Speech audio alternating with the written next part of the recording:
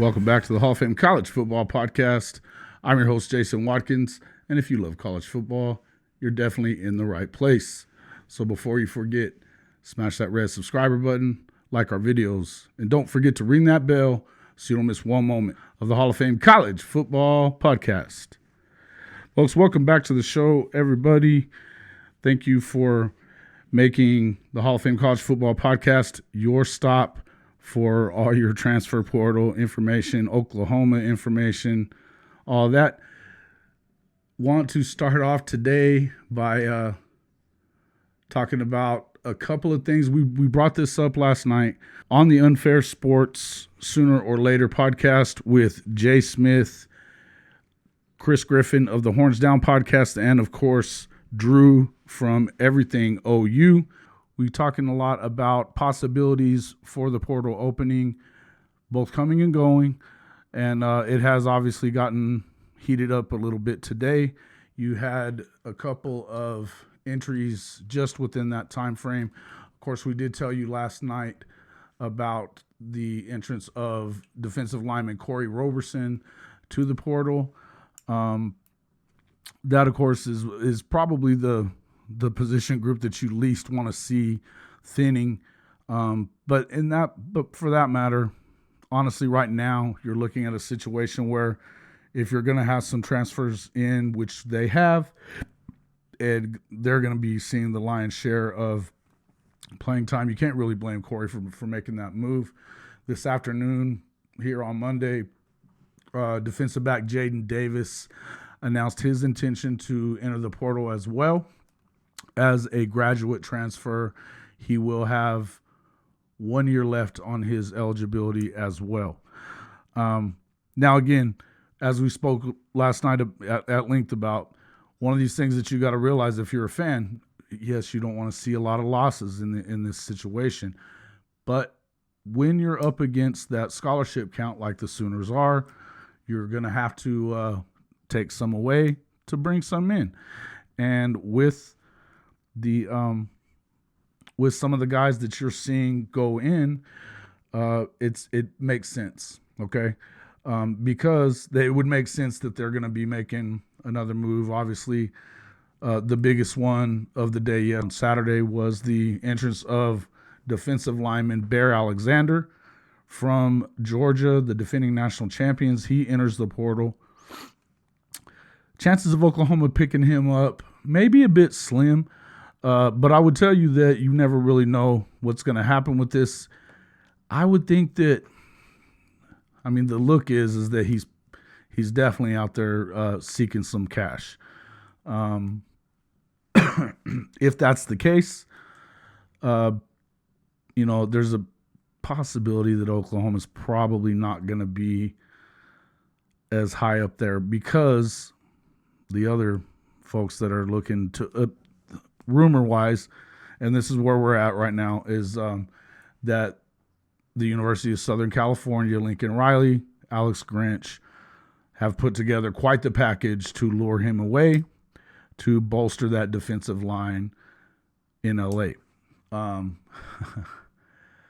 would tell you, as Drew said last night, he's going to have to lose a little bit of weight because that 6'5", 307 pounds, 305, 307, whatever it is, that's a little heavy for the speed D.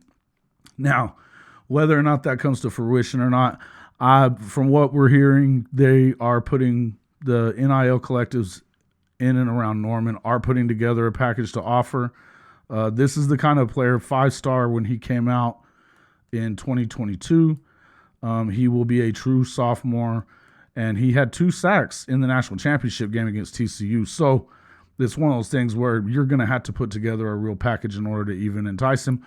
What I would tell you is that if you want to go play professional football at that position, there's not many places that you could get better coaching, better development than you would at Oklahoma with Todd Bates, of course, and head coach Brent Venables.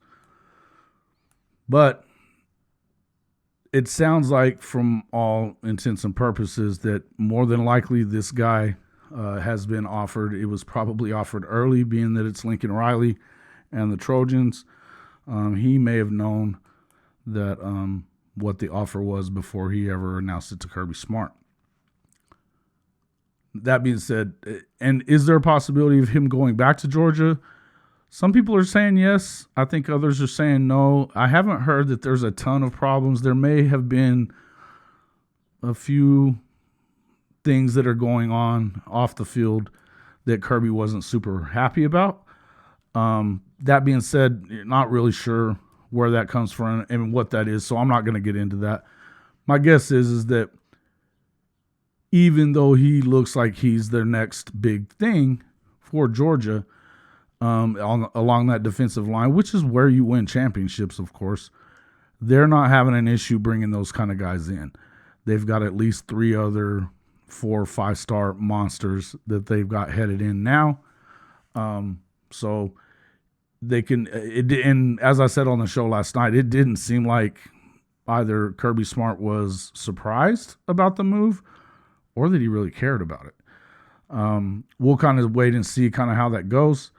He did talk about how that was, that it's a very competitive position, somewhere that he felt like maybe that was the reason why he decided to go. Now, if Oklahoma doesn't pick him up, is it the end of the world? No. And the reason I'm going to say that is this.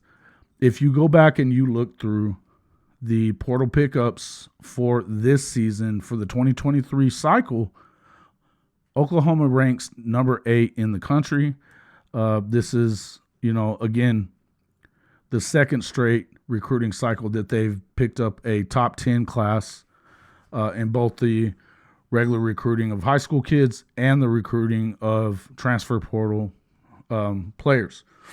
Now, among those pickups were 3 defensive linemen that are, well, actually 4 defensive linemen that are more or less proven entities.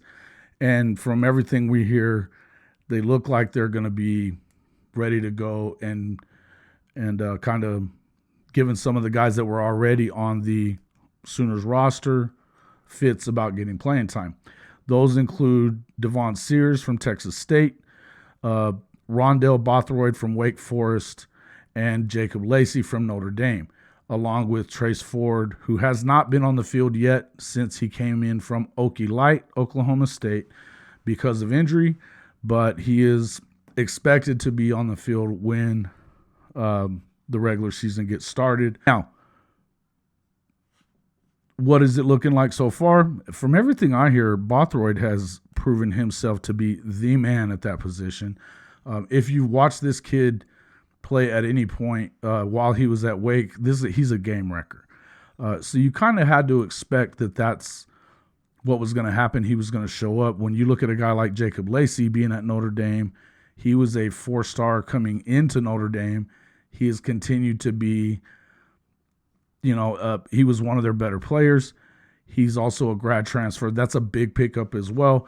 And then everything I've heard about Devon Sears as well has been that he's going to push for time as well.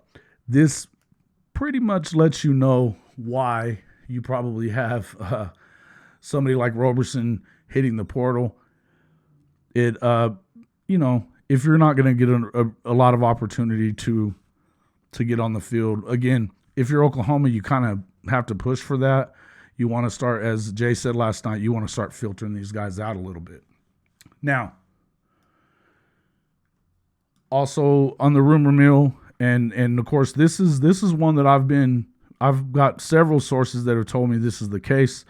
You are looking at the possibility of bringing in you're looking at the possibility of Oklahoma making a big pickup when it comes to a rival's transfer portal entry.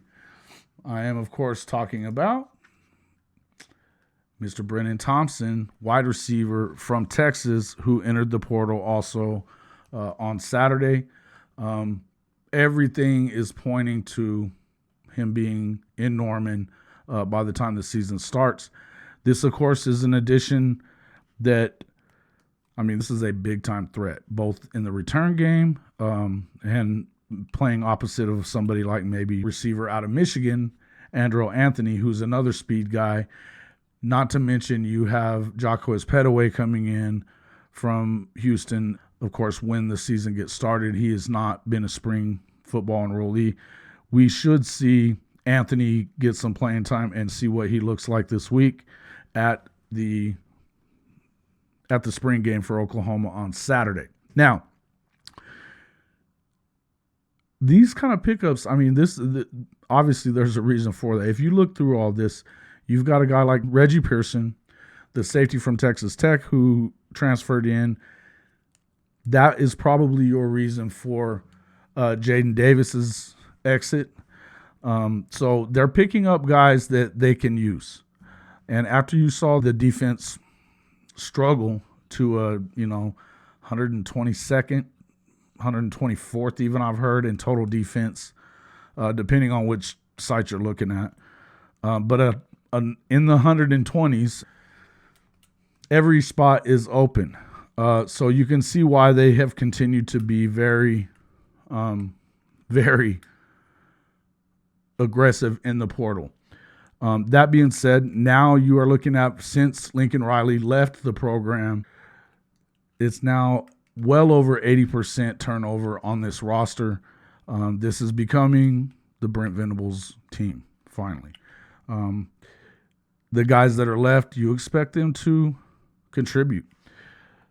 Added to this, whoever they end up bringing in the portal right now, because the portal did open up, and you're going to see it open until right around the start of the season. Of course, you did have Pearson, Lacey, Rondell Bothroyd, Dasan McCullough, who is looking like he's going to be your possible at Cheetah or, playing linebacker as well. Of course, we talked about Devon Sears. Tight end Austin Stogner makes his return from South Carolina. He, of course, left and played there last year. He transfers back for his final season in college football. Then you have Anthony, as we talked about, the speedy wide receiver from Michigan. Offensive guard Caleb Schaefer from Maryland. Offensive tackle Walter Rouse from Stanford. And tight end Blake Smith from Texas A&M. That goes along with, of course, Luke Elzinga, the punter from Central Michigan as well. They have been very active. You would suspect that they're going to continue to be so. And you really hope that they are. The biggest, deficiency, if you're going to see one, is at the defensive tackle position, that defensive line position. It is not as bad as you're hearing a lot of these knuckleheads down at Texas talk about, that it's catastrophic bad. And the truth of it is, right now, Oklahoma looks to be in the catbird seat for at least 2 5-star defensive linemen from the 2024 class, and a 4-star that will probably be a 5-star very quickly into his senior season in Nigel Smith. That could be 3 5-star defensive tackles coming into this class. Now, obviously, they have to go ahead and get them on paper, but from everything you're hearing, they have tried to commit to the Sooners multiple times. Both David Stone and Williams Waneri have attempted to make that pickup multiple times, only to have Coach Venables tell them, go ahead and finish taking your trips, taking your visits to these other schools, and then whenever you're ready to stop taking visits, then you go ahead and make your commitment.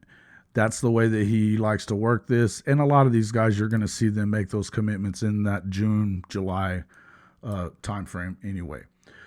Just wanted to jump in here real quick. If we get any additional updates over the next few hours, we'll put something else out. But as of now, you're looking at, I still, if you're asking me what I feel like is going to happen, I'd like to say that you're going to see Alexander come in. I don't know that that's the case. I would not. I think he's a USC guy. I think that's a shame. I think because I don't know why you would leave Georgia, a situation where you played a lot in the national championship, had 2 sacks, and then you go anywhere. It seems odd to me. I do feel like Brenen Thompson is a lock. So you've added speed and, another big-time player at that position. It sounds like they'd love to have him on the track team. And that was really a part of the problem there at Texas, that he kind of got in Sark's doghouse, from what I understand, because of the fact that he ran track. This has kind of been Texas's thing for a long time, even going all the way back to Mac. He didn't really care for his players playing other sports, even running track. When you love it when they do it in high school. Some of these coaches really hate it when you're doing it in college. So we'll kind of wait and see kind of how all that works itself out. But I would tell you that I suspect that Brenen Thompson will definitely be in. And there are some other targets out there at the defensive line position as well. But it does signal, even if you don't see Alexander show up, it signals that the guys that they already got in the portal when it opened up in December are looking to be those guys that are going to that are probably stepping up as of now in the spring practices. And we're going to see more of that, obviously, this weekend during the spring game. If you'd like to support the show, you can always do so for free by hitting that like and subscribe button.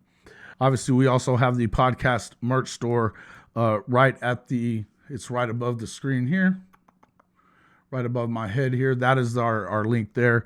Get on there and check out the 4-star booty t-shirts. That's our one of our newest designs for our t-shirts. And then we do have the seatbelt gear, which you'll see as well popping up on the screen right now. You have the Seatbelt Mafia, also the Seatbelt 6. These are, of course, referring to one of our favorite freshmen, Makari Vickers, who has been a friend of the show, and we're looking forward to getting that out. You obviously still have the Horns Down stuff there on the screen as well. Just make sure to check that out. If you would like to get Oklahoma licensed gear, you can go straight to our Fanatics partner store. That's there at the bottom left of your screen. Up to 65% off everything in the store just for using our link.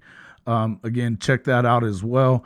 Hey, listen, another way to support the show is through tips. You can either hit that super chat heart or hit us on Venmo or Cash App and, help support the show that way.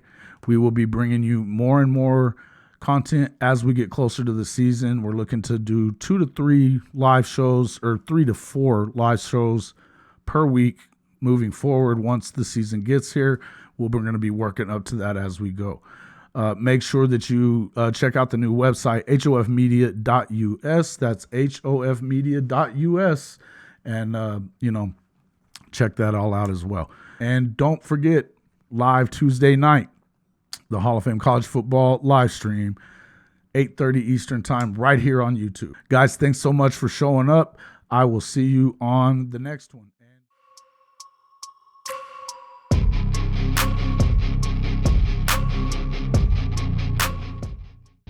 Hey, you guys all know the drill, right? Say it with me. Smash that red subscriber button. Like our videos. And don't forget to ring the notification bell so you don't miss one moment of the Hall of Fame College Football Podcast.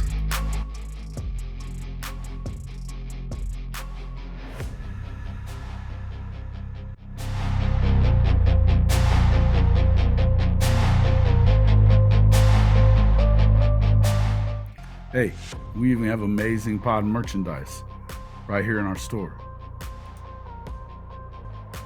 Hey, while you're here, don't forget to check out all these other amazing channels and subscribe to them too.